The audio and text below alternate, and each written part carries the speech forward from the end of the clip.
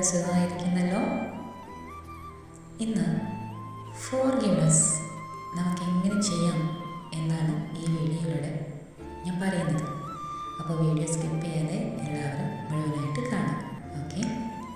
നമ്മുടെയൊക്കെ ജീവിതത്തിൽ ഒരു വ്യക്തി ഉണ്ടായിരിക്കും. ഒരു കാലത്ത് നമ്മുടെ ലോകം തന്നെ അവരായിരിക്കും. പക്ഷേ ഇന്ന് ആ ലോകത്ത് നമ്മൾ തനിച്ചുമായിരിക്കും, അല്ലേ?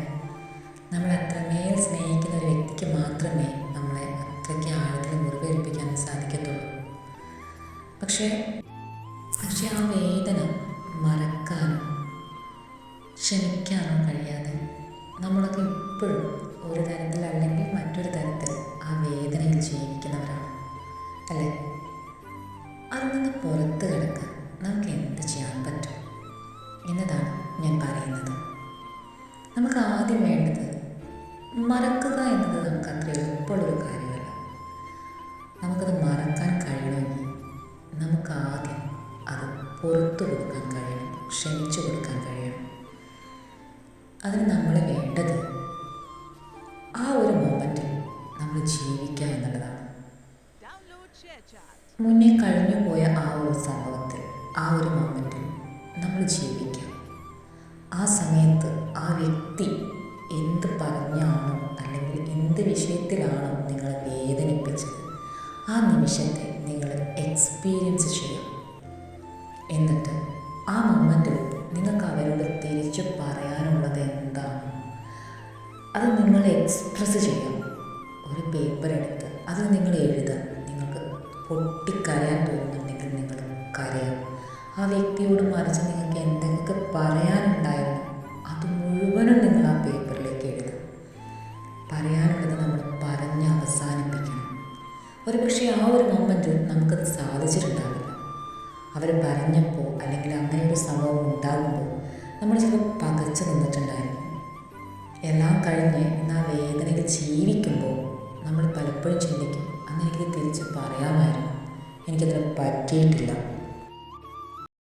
അതാണ് നമ്മളിവിടെ ചെയ്യേണ്ടത്.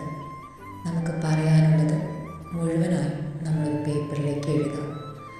കരയാൻ തോന്നുന്നുണ്ടോ? പൊട്ടിക്കരയാം. ആ ഒരു മൊമെൻറ്റിൽ നിങ്ങൾ ജീവിക്കാം. അവിടെ നിങ്ങൾക്ക് എന്തൊക്കെ ചെയ്യാനുണ്ടായിരുന്നു അത് മുഴുവൻ നിങ്ങൾ എക്സ്പ്രസ് ചെയ്യും.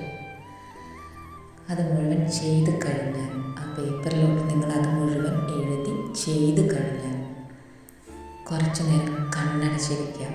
അതിനുശേഷം ആ പേപ്പർ ഒന്നുകിൽ അത് കത്തിച്ച് കളയാം, അല്ലെങ്കിൽ അത് ചുരുട്ടി ഒട്ടും തന്നെ നിവർത്താൻ പറ്റാത്ത പോലെ അത് ചുരുട്ടി അങ്ങനെ നിങ്ങൾ കളയാം. അതല്ലെങ്കിൽ ചേർത്ത് വെച്ച് വായിച്ചെടുക്കാൻ പറ്റാത്ത രീതിക്ക് ആ പേപ്പറിനെ ചെറിയ കഷ്ണങ്ങളാക്കി നിങ്ങൾ കീറിക്കളയുക. അതിനുശേഷം ഒരു 5 മിനിറ്റ് കണ്ണടച്ച് നിങ്ങളുടെ ശ്വാസത്തിൽ മാത്രം ശ്രദ്ധിച്ചുകൊണ്ട് കിടക്കുക. പരിപൂർണമായ ഒരു മെഡിറ്റേഷൻ പോലെ നിങ്ങൾ കിടക്കുക. കണ്ണടച്ച് കിടക്കുക. നന്നായിട്ട് റിലാക്സ് ചെയ്യുക. നന്നായിട്ട് ബ്രീത്ത് എടുക്കുക. കുറച്ചു നേരം ഹോൾഡ് ചെയ്യുക. എന്നിട്ട് ബ്രീത്ത് ഔട്ട് ചെയ്യുക. ഈ സമയത്ത് നിങ്ങളുടെ ഉള്ളിലുള്ള ആ ടെൻഷനും ആ വേദനയും പുറത്ത് പോകുന്നു എന്ന് നിങ്ങൾ സ്വയം ചിന്തിക്കുക. ആ ഒരു 5 മിനിറ്റ് നേരം കഴിഞ്ഞ് നിങ്ങൾ നോർമലിലേക്ക് തിരിച്ചു വരിക. നിങ്ങളുടെ നോർമൽ സ്റ്റാറ്റസിലേക്ക് തിരിച്ചു വരിക. ആ ഒരു മൊമെൻറ്റിനെ നിങ്ങൾ എക്സ്പീരിയൻസ് ചെയ്താലാണ്. മറക്കാൻ ശ്രമിക്കുക എന്നതിനെക്കാട്ടിലും എന്തുകൊണ്ടും നല്ലത് നമ്മൾ ക്ഷമിച്ചു കൊടുക്കുക എന്നുള്ളതാണ്. ആ വ്യക്തിയോട് നമുക്ക് ക്ഷമിച്ചു കൊടുക്കാൻ പറ്റുമ്പോൾ നമ്മൾ അറിയാതെ തന്നെ നമ്മളവരെ മറന്നു തുടങ്ങും. ഗ്രാജുവലി നമ്മൾ ആ ഒരു സിറ്റുവേഷനും അത് നമുക്ക് തന്ന വേദനകളെയും നമ്മൾ പതിയെ മറന്നു തുടങ്ങും.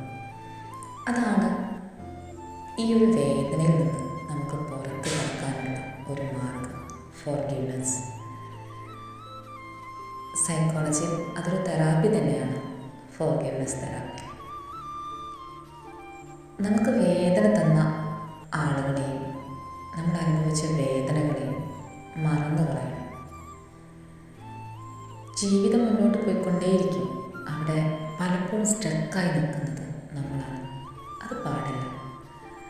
വേദനകൾ നമുക്കൊരു അനുഭവമാണ്, പാഠമാണ്. ഓരോ വ്യക്തികളും നമ്മുടെ ജീവിതത്തിലേക്ക് കടന്നു വരുന്നത് ഒന്നുകിൽ നമുക്കൊരു പാഠം നൽകാനായിരിക്കും, അല്ലെങ്കിൽ നമുക്കൊരു ലോകം നൽകാനായിരിക്കും. മനസ്സിലായില്ലേ?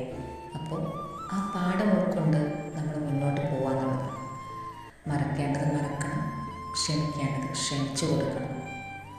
അവിടെ എപ്പോഴും നമ്മൾ ഉയരുന്നതേ ഉള്ളൂ, ഒരിക്കലും താഴുന്നില്ല.